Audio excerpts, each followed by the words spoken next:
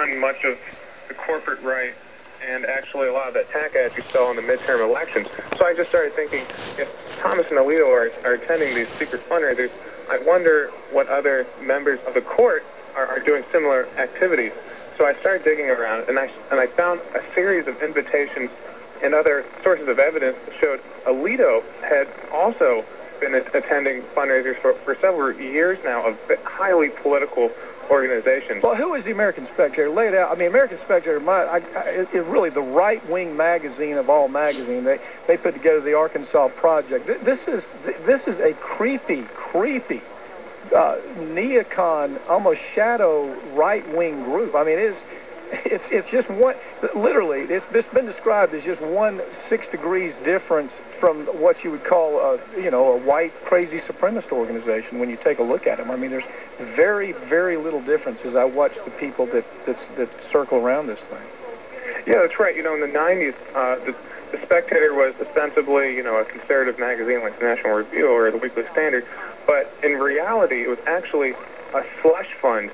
Several of Bill Clinton's opponents, primarily the Mellon banking heir, Richard Mellon Scaife, funneled millions and millions of dollars through the foundation that finances the Spectator to various different reporters, to some very shady figures in Arkansas, to basically concoct and engineer a series of stories that would smear and malign Clinton, and basically set up for congressional Republicans a basis for which to impeach Clinton. And our Supreme Court judge, Mr. Alito and Mr. Scalia and Mr. Thomas, are showing up with these folks.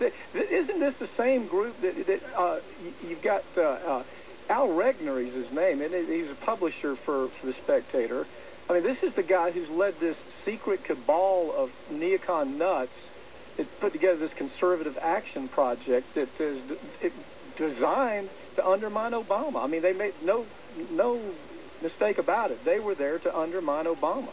That's right. It's the same crew of folks that did the same thing in the 90s against Clinton. Gary Aldrich, who worked with the impeachment crew with congressional Republicans in the mid-90s, is heading up this thing, this conservative action project with the American Spectator, working with folks, everyone from Ginny Thomas to some of the top operatives at the Heritage Foundation and some other lobbying firms to basically undermine Obama's key legislative priorities, to block his judicial appointment, and to spread smear campaigns, everything from smearing Sonia Sotomayor to spreading the death panel myth.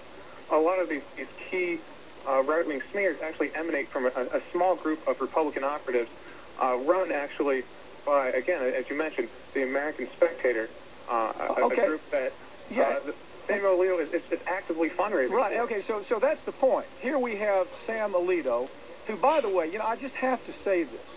When he was put up as a Supreme Court possibility, I mean, people who followed his career, when you read his stuff and follow his career, I mean, if he were a monkey in a zoo, he would be the monkey sitting in the corner playing with himself and his food. I mean, that's the problem. We're not talking about we're not talking about a great jurist here. We're talking about somebody who was appointed to the court to be a political hack. And that's what he is, a political hack. Just like Thomas, just like Scalia. Now, look, jump over the Scalia story. Here's Scalia. Now, what can we expect Sam Alito to recuse himself when we saw what happened with Scalia? Scalia goes duck hunting with Dick Cheney, okay? And then the question comes up, Dick Cheney, does he have to release files having to do with the secret closed-door meetings with the energy industry? Well, rather than recusing himself, Scalia says, no, I'm not going to recuse myself. As a matter of fact, I'm going to help write the opinion. And so, I mean, so we can't expect Sam Alito to separate himself from the Koch brother cases. There are more Koch brother issues out there than I can count from all of his shadow organizations that he runs.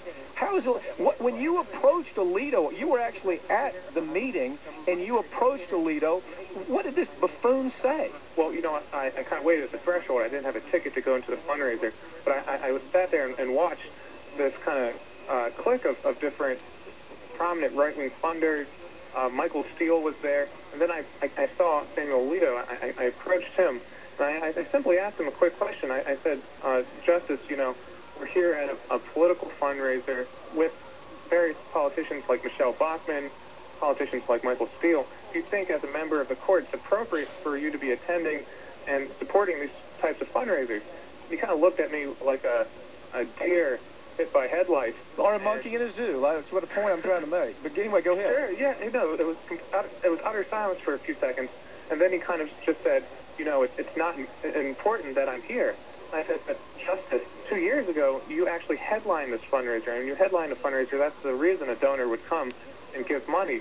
Again, do you think it's appropriate that you're attending these sorts of fundraisers over and over again?